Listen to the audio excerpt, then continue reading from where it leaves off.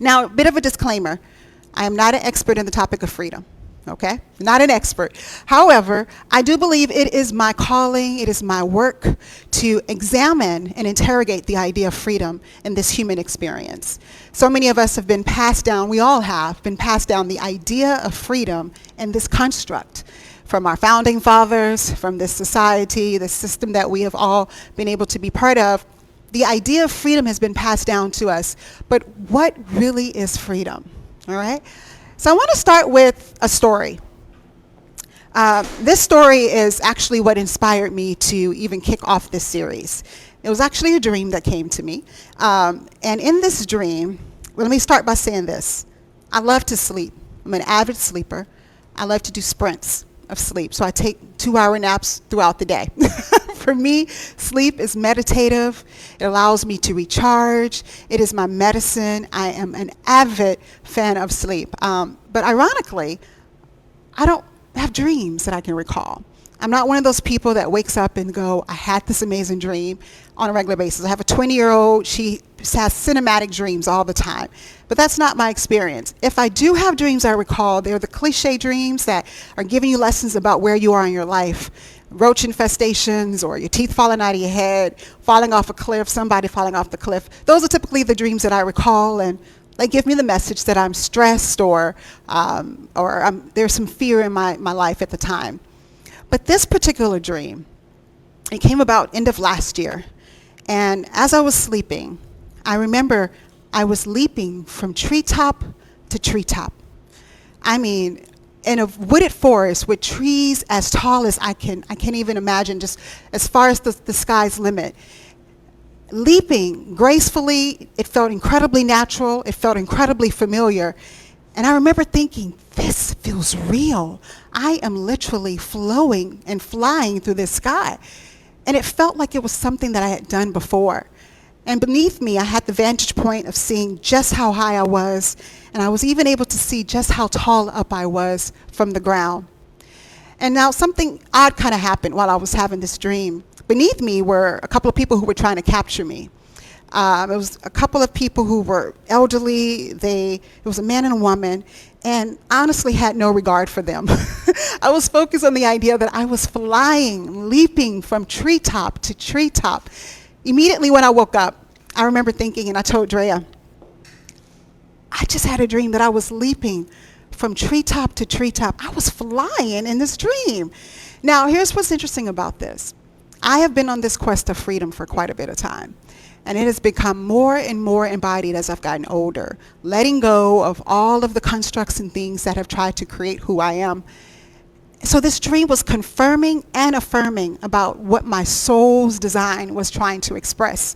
Who I was to navigate through my talents, through my gifts, moving from one thing to the next thing. And here's the thing, I always felt confident about that, but the world had me feeling crazy about it. Had me feeling like, oh, you're not stable. You're not doing this the right way, right?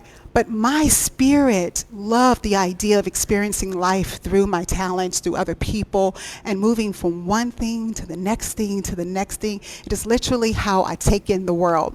So that was incredibly mind-blowing for me. Well, about a month and a half, 2 months later, I had the same dream. This dream came back to me about 2 months later, leaping from treetop to treetop, flying naturally. And I remember in the dream, again, I remember feeling, this feels natural. This feels like home. Now this time, this dream was cut a bit short. Somehow it transitioned. I was in this shoe shining like parlor. There were seats next to each other where people were getting their shoes shined. And I was sitting next to one of the gentlemen in a wheelchair. What seemed like a wheelchair. And all of this whole environment was very bleak. And I remember my disposition was bleak. It was numb, apathetic. I didn't have any emotions.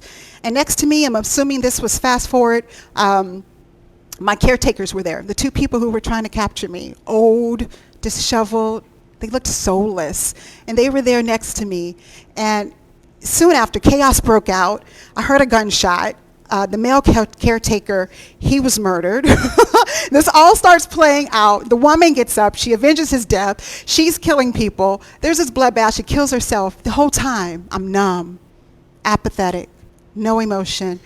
And then I shift and someone's carried me away in a parade. Weird dream. But anyway, I woke up from this dream completely forgetting about the fact that all of that chaos had broken out. All I remember was I had this dream again, floating treetop to treetop. This happened again. What does this mean? Now, in preparation for this event, the idea of the events that played out, the apathy, the disconnect, the murder, that me in the wheelchair, I now understand what that meant. It was essentially what happened when my freedom was taken away from me. It was what I felt in real time when my freedom was taken away from me. So it was indicative of that. But again, tell Andrea, I can't believe that I had this dream again. Now here's the kicker. Once I calmed down from having the dream again, immediately came over me the idea that this wasn't the first time I had this dream. I had this dream many times before. So remember, I only told you about one time before. But in this instance, the feeling that I had this dream many times before came over me. And then it eventually transpired to the fact that I'd experienced this many times before. You see, either in another lifetime or just my soul's design, it was me always leaping from tree to tree. That is the way I got around. That is the way I navigate this world. Has always been and is today. What's going on? And so I say this because when we talk about today's topic, first and foremost about freedom, but also detachment being the focus today, one of the things about our soul communicating with us is that often we are negligent to it. We ignore it. We brush it up under the rug, and we're not mindful of it giving us the secrets and the information that we need to truly be free in this lifetime. Instead, we are busy trying to create what we feel is how our identity should be. So we're going to explore this idea of detachment so we can dive a little bit more about this first tenet, which really helps us understand how do we get closer to experiencing freedom.